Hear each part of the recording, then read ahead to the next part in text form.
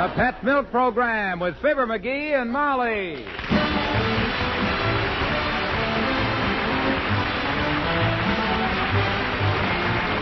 The first evaporated milk, Pet Milk, presents Fibber McGee and Molly with Bill Thompson, Arthur Q. Bryan, Dick LeGrand, Cliff Arquette, and me, Harlow Wilcox. The show is written by Don Quinn and Phil Leslie and directed by Max Hutto, with music by the King's Men and Billy Mills Orchestra.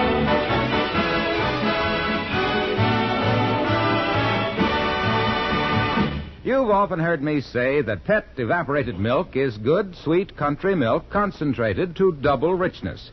Well, I'd like to tell you tonight just what that means. First, you need to know that all cow's milk is about 87% water. That may surprise you, but it's a fact. Cow's milk is about 87% water. Now, all the Pet milk people do is remove more than half that water. Nothing else is taken out, only water. The result is a concentrated milk, twice as rich as ordinary bottled milk. So, when you get milk for your family, get Pet milk. It's a sure way of getting good, sweet country milk that is literally double rich. A sure way of getting every bit of goodness and nourishment that nature puts into milk. And don't forget, Pet milk costs less generally than any other form of milk. Get Pet milk at your grocer's tomorrow.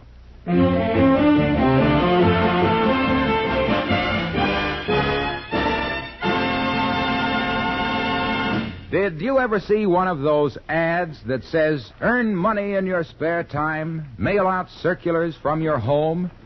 Well, the McGee home at 79 Wistful Vista is buzzing like a beehive right now. Get a load of the conversation between the number one drone and his honey, Fibber McGee and Molly.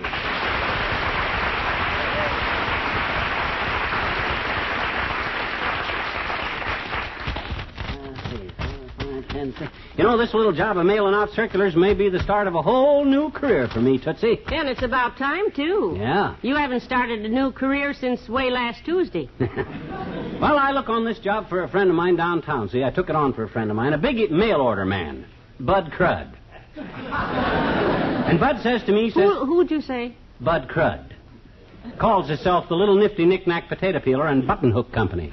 Well, I don't blame him. If my name was Bud Crud, I'd call myself something else, too. Yeah, but get a load of the racket he's got, though. I mail out these white envelopes for Bud, see? The customers send him $1 in the blue return envelope and get themselves a nifty knick-knack combination potato peeler and button hook. Yeah, but what do you get out of this besides calluses on your tongue from licking envelopes? Out of every $1 that Bud gets back, he gives me a nickel. Sure, you got to admit that 50%, that's a pretty fair cut, kiddo. 50? Huh? That's 5%. It is? Oh, well, even so. 5%'s a pretty fair return on an investment these days. When you consider that I ain't got anything invested except a little postage, why, 5% on investment of nothing is even better than 50% on investment of something. Because a small return on no investment is better than no return on a small investment or even a big one. And 50%, a return of 5%, that is the investment if you... Hand me that instruction sheet there, will you? Gladly. But do you need an instruction sheet to fold a circular? No, but just to avoid mistakes of any kind. Oh? Bud wrote down here what he wants me to do, you see. I see. It says, and I quote, 6 simple steps. Yes? 1, fold circular. 2, stuff it in the white envelope. 3, stuff a blue return envelope in 2. 4, seal it. 5, mail it. And 6, get a nickel for every $1 that gets mailed back. See? That sound easy? Yes, I don't see how even you can go wrong on that theory. Oh, thanks, kiddo. Hey, maybe we could get sort of an assembly line going here on this stuff, you know what, Molly? Turn all them envelopes face down so I can stuff them as you hand them to me. See, That's that a way good idea. Yeah. Come in. Oh, hello, Mr. Oldtimer. Hello there, kids. Hi, daughter. Hi, Johnny. Hi, old-timer. I'm too busy to talk much right now. I'm sending out some mail order stuff. Mail order, eh? Yeah. Well, order me some mail, Johnny. I ain't had any mail since way back over the... No. You don't understand, Mr. Oldtimer. Himself here's mailing out circulars for the Little Shifty Knuckle Knocker Potato Peeler Company. The Little Nifty Knick-Knack Potato Peeler, Molly. Oh. Giving people a chance to mail in $1, old-timer, and get a combination potato peeler and button hook. Yeah. It's a very handy gadget in case you drop a potato into a pair of button shoes and want to peel it before you take it out.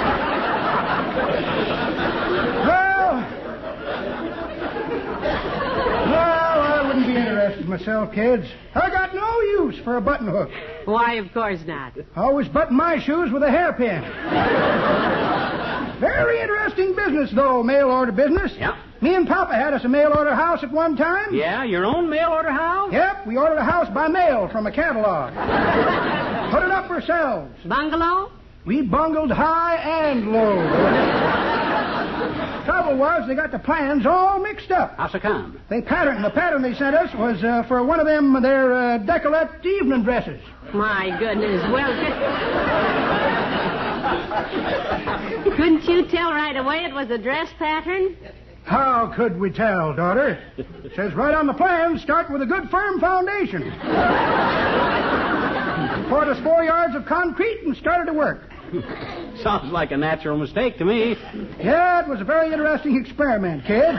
We had the only house in town with a sequin top, a zipper down the side, and a plunging front porch. Well, sounds charming. Folks comes from miles around to see the pleats across the bay window and the little round balcony with a bow in the back. A bow in the back of your house? Little fat feller named Charlie. Old beau of Mama's. Hung around back laughing at us till Papa caught him and stuccoed him into the living room wall. That's one way to cement a friendship. Yeah. Mama didn't like it, though. He was too fat, I guess.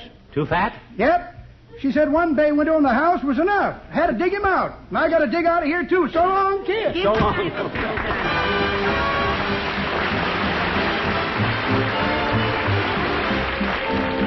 The King's Men and Dear, Dear, Dear. I'm in a puddle in the middle of a muddle since I met you today. All I can do is stutter. Don't go away. Dear, dear, dear, what do I do? Now that I do adore you. Dee-da-do, my dear, oh dear, dear, dear. Look at me, my, saying goodbye, bye, to all I ever knew. I used to run around, follow the sun around, but baby, I can't explain me. How did you ball and chain me, dear, dear, dear? What do I do? You got me fluttering, muttering, stuttering, dear, dear, I do. You said lovely weather. I said I agree. You said we were birds of a feather. I said, could be. You said we ought to stick together. I said naturally. Now the question is, did I ask you or did you propose to me? I'm gonna strut away, dressed in my cutaway. My pals will be alerted and claim they've been deserted. Dear, dear, dear, what do I do when I met you today? 'Cause now when I hear those bells in my ear, all I can say is I do, dear, dear, dear.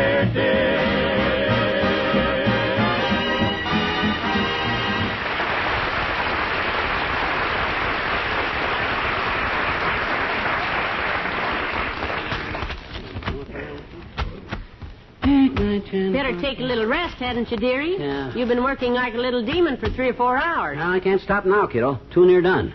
Promised Bud Crud I'd get this done today. Say, where did you meet this Mr. Crud? Behind the pool cue at the Elks? Oh, no. I knew Bud for a long time. Then yesterday we got talking about Russia, and he says something about maybe this country was getting too soft. Look down the street, he says, and what do you see? Soda fountains, hamburger stands, malted milk joints. And I says, personally, Crud, I prefer a country with too many malt signs to one with too many salt mines. He says, toupee, my boy. And I said... Now, wait a minute. Why did he say toupee? That's a French expression, baby. Originally used by fencers. Yeah? Mm-hmm. When one fencer sliced the ear off another fencer, the other fencer yells, toupee. Meaning, you got me, Pierre. So when Bud Crud seen I had him, he yells, toupee, my boy. McGee, Hmm? the expression is not toupee. It's touche. A toupee is a wig. Oh, no. I beg to differ with you, Dreamboat. A toupee is an Indian tent. Like a round pyramid. I happen to know that because when I spent my childhood out west on Uncle Sycamore's ranch, I had a little Indian pal named Eddie Run Like a Cow. He lived in a teepee made out of buffalo hides his old man bought from Montgomery Ward's. He lived in a what? A toupee.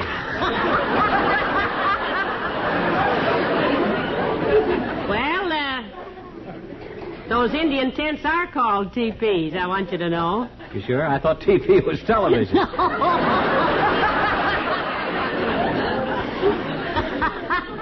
That's TV, dearie. Well, then what did I say wrong in the first place besides everything?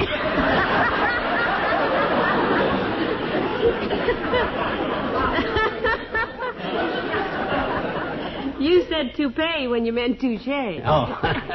Well, there'll be you-know-what toupee if we don't get these rest of these envelopes all stuffed. Hand me another batch of the blue ones, will you? Yes, certainly. There you are.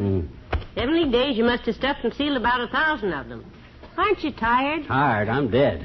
But when I think of the dough I'm going to get out of this, I'm like a female baseball fan shedding her girdle after an extra inning game. How's that? I really snap out of it. My gosh, kiddo, if you stop to think at 5%... Now, look busy, McGee. Look busy. This may be Bud Crud. Oh, yeah. Your employer. Yeah. Come in.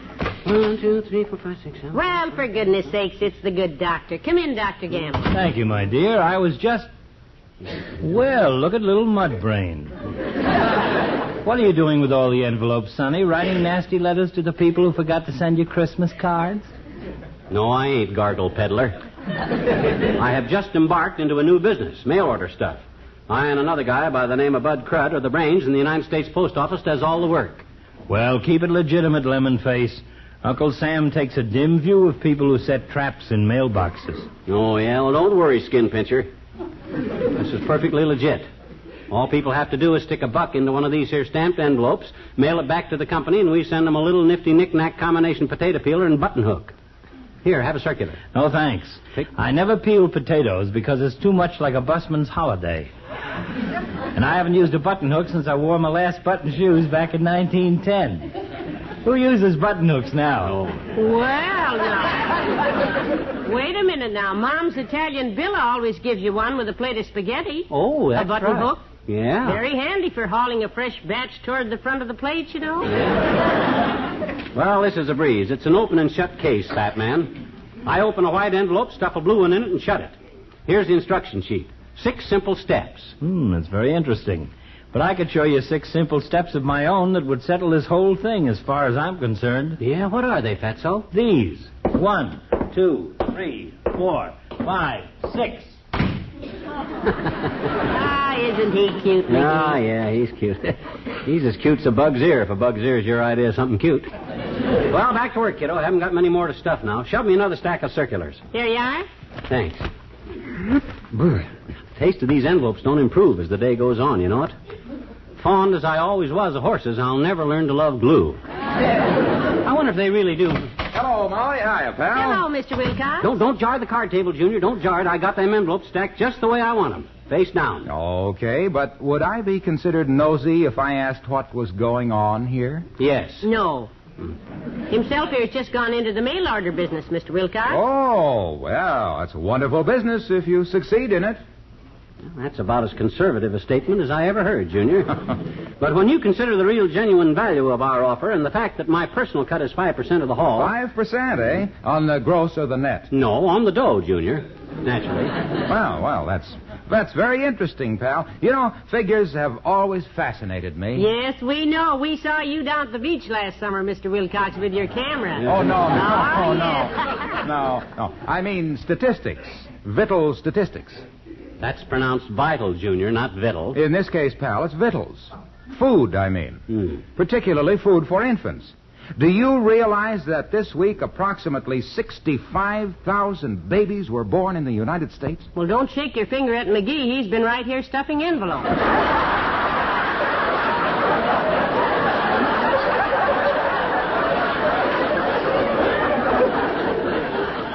Sir, been right here in my teepee all afternoon.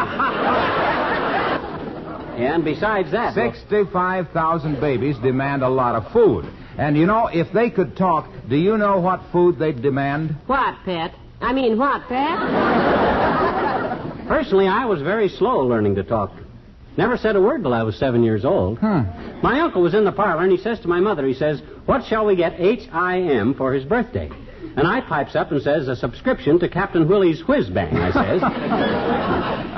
Did you get it? Did I get it? Right across McGee.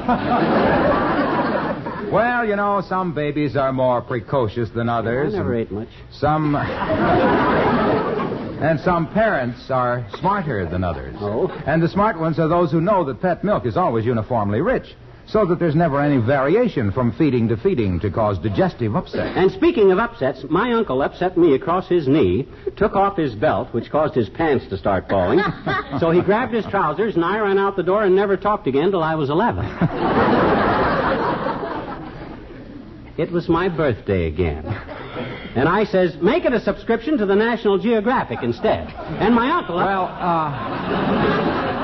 Hey, speaking of subscriptions, millions of parents subscribe to the theory that pet milk is especially important to tiny babies because it's fortified with vitamin D for sound teeth and bones, and because being sterilized in its own sealed can, it's free from harmful germs.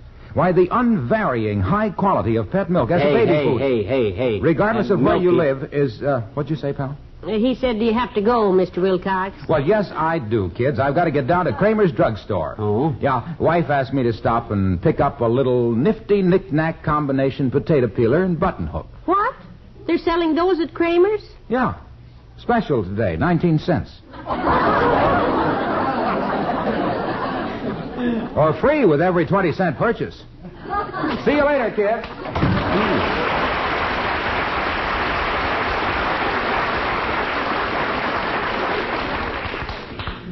19 cents, eh? That's what the man said. Free with every 20-cent purchase. Must be last year's model. Without the plastic handle. Well, just a few more and we're off to the post office, kiddo. Hand me that last stack there, will you? All right. But why do you have to lick all those envelopes, dearie? Why don't you use a wet sponge? I tried that. But the only sponge I got is the big one I washed the car with, and by the time I got it soaked up with water, it was so heavy I couldn't hold it in my mouth. So I had to go back to... Come in. Who's that? Oh, Ole from the Elks Club. Hi, Ole. Hello, Ole. Well, hello, missus. Hello, McGee. Hey, what's this I hear about you selling jackasses? What do you mean selling jackasses? Who said that? Mr. Wilcox. Huh? I met him down the street, and he told me you were starting up in the mule order business. Mail, Ole, mail. Oh, just mail jackasses? No yennies? Well, I suppose one is used No, Ole. Mail order. We sell by mail. Well, that's a funny way to sell jackasses, but... if you want to pay all that postage, well... Ole, now, please. Yes, missus? He is not selling mules. It's mail order, not mule order. Oh. Well, that's a good idea, I thought. If a customer thinks he's got a cake coming, probably he did. What you mail selling instead of mules, McGee? The little nifty knick-knack combination potato peeler and button hook, Ole. Very handy device.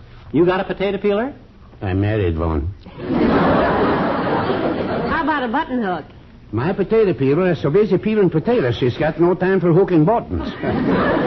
But say, my littlest kid, little Lars, he answered a circular letter used like that last fall, McGee. Yeah, what did you order, Ole? Well, it was very interesting. Mm-hmm. Lars, he bought a pair of bunny rabbits. Oh? And he's going to have a full farm in the backyard. They're cute little fellers, too. Oh, dear. You'll have the backyard full of rabbits by summertime, Ole. No, I don't think so, missus. You see, it turns out both the little fellers is little fellers. Well, so long.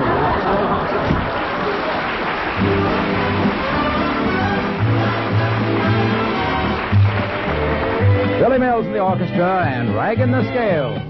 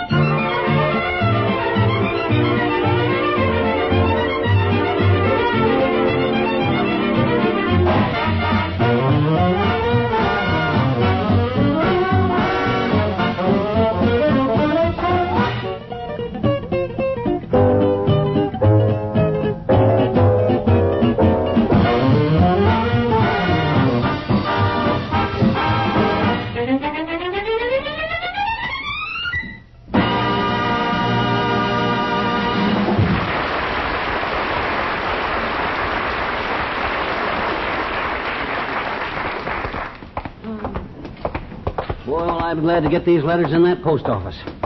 1,000 letters is pretty heavy, you know that? Yes, they are. Mm-hmm. You want to carry them a while now? No, I would, but we're already here, kiddo. Here, let me open the door for you. You're sweet. Where can I set these down? Oh, set them right here by this window a minute. I'll find the clerk and see if he'll take them like they are. Yes, now, if we have to stuff them down a mail chute one at a time, it'll be midnight before we ever Hold get everything. home. I heard somebody talking behind this window. Hey, you in there. Wait on us, will you? Oh, I'll be happy to, sir. And believe me, I could wait on you indefinitely. Well, thanks, Bud. So Let's try it that way. Hmm? You run on home, I'll wait. You come back in about 20 years, and if I'm still here, kick my brains out because Now, wait a minute now. That's very funny, Bud, and I'd love to accommodate you, but we got some letters to mail. Yes, and don't play games with my husband, sir. No. He's much too tired for that. You said it. Let me warn you that my husband can be quite temperamental at times. Yeah. He's moody. Well, I'll be glad to help you, Mr. Moody. And you, I presume, are Mrs. Moody? No, she's not Mrs. Moody. She's my wife, Mrs. McGee. Certainly, I didn't say his name was Moody. I merely said that sometimes he is moody. Oh, an alias, huh? Huh? Just sometimes he's moody. Who is the other times? Babyface McGonigal? Of course not. Now, you look. All right, just take a look up there on the bulletin board, baby. See if his picture's up there. What? Why, we could turn this guy in. Grab the reward. You and I could powder out for South America and... Doggone it, cut it out. My picture's not up there on that bulletin board. Of course not. Well, I can fix that. You got a snapshot of yourself, Moody? I'll paste it up there, call the FBI, split the reward. Now, wait a minute, Buster. Look, I got letters to mail. I'm a taxpayer here, and by George, I want service. Oh, you just missed him. Huh? Mr. Service went by George on his way home a little while ago. Now, George went with him. No, he means he wants to... Oh, the postmaster remarked at the time that Mr. Service is out of service today, which got a big laugh out of me because my raise is on the postmaster's desk. And believe me, Mrs. Moody, I nearly split my sides. Oh, here now. Stop it, for goodness sakes. I am not Mrs. Moody. Now, you straighten up or I'll call the postmaster. I don't like this horsing around. Orson, she don't like you around. All right, you heard the lady. Beat it, Bum. Gee whiz, you brought me here, Molly, and... Oh, dadgummit, I'm not Orson. Oh, I'm burning up. I'm giving up. I'm closing up. Good day, Mr. and Mrs. Moody. Hey, come back here. Open up. Hey, you, Orson.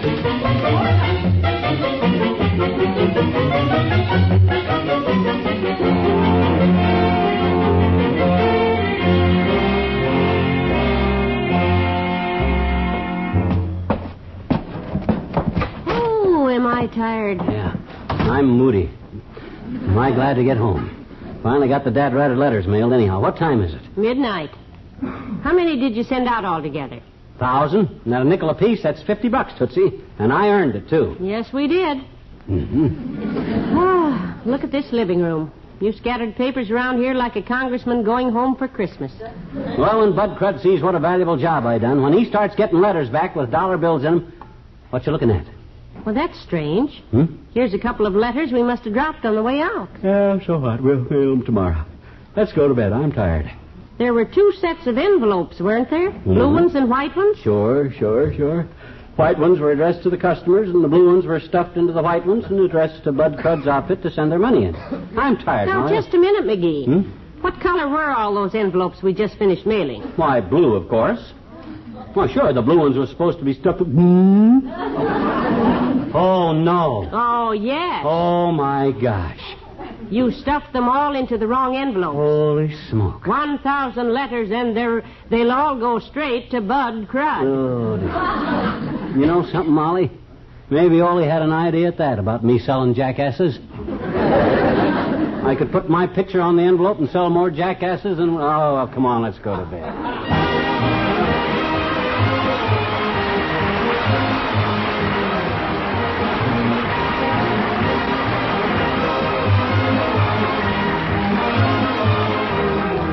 Fibber and Molly will be back in a moment. Are you one of those people who can't get going in the morning until you've had a cup of coffee? Well, I know exactly how you feel. And let me tell you something. That cup of coffee will taste extra good when you use pet milk in it. Now, if you take your coffee black, of course, that's different. But if you use cream, just try that next cup with Pet Milk instead. Maybe you didn't know it, but Pet Milk gives coffee a satisfying flavor that's hard to beat. That's because Pet Milk is good, sweet country milk concentrated to double richness, making it twice as rich in cream as ordinary milk. Well, naturally, then, it's just right for coffee. Get some Pet Milk at your grocer's tomorrow. Use it for coffee, for cooking, for your milk and cream needs. Remember, Pet Milk costs less than half as much as cream, less generally than ordinary bottled milk.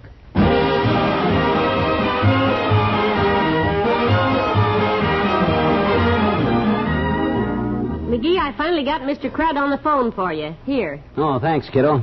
Hello, Crud. This is McGee. Hey, you know what happened? It's very amusing. Yeah, by mistake, I got the circulars in the wrong envelopes, and they'll all be sent direct to you instead of the sucker list. Ain't that a panic? But here's what I want to know. I spent $30 postage of my own dough, so if you send me a check to return the $30, I'll be... Yeah, but look, Bud, I said... Yeah, but the thing is, Bud... Cut off, I guess. No. Huh? Look, the wire's melted. Ooh. See? Wire's melted in 3 places. Oh, yes. Well, good night. Good night, all.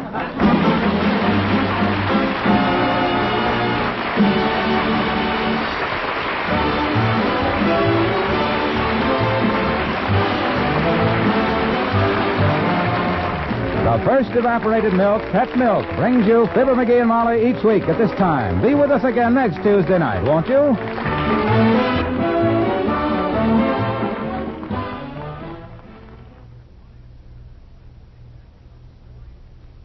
Have you ever wished you could have a few days when you didn't have to cook and clean and take care of the youngsters? A few really carefree days? Well, Sally Carter tries it with surprising results in the Story of the Week next Saturday morning on Pet Milk's Mary Lee Taylor program. It's a grand story, and Mary Lee Taylor's recipe of the week is a dandy, too. A delicious Pet Milk dessert called banana marshmallow pie. Remember, for this big double feature program, tune in next Saturday morning to Mary Lee on NBC. That's Pet Milk's Mary Lee Taylor.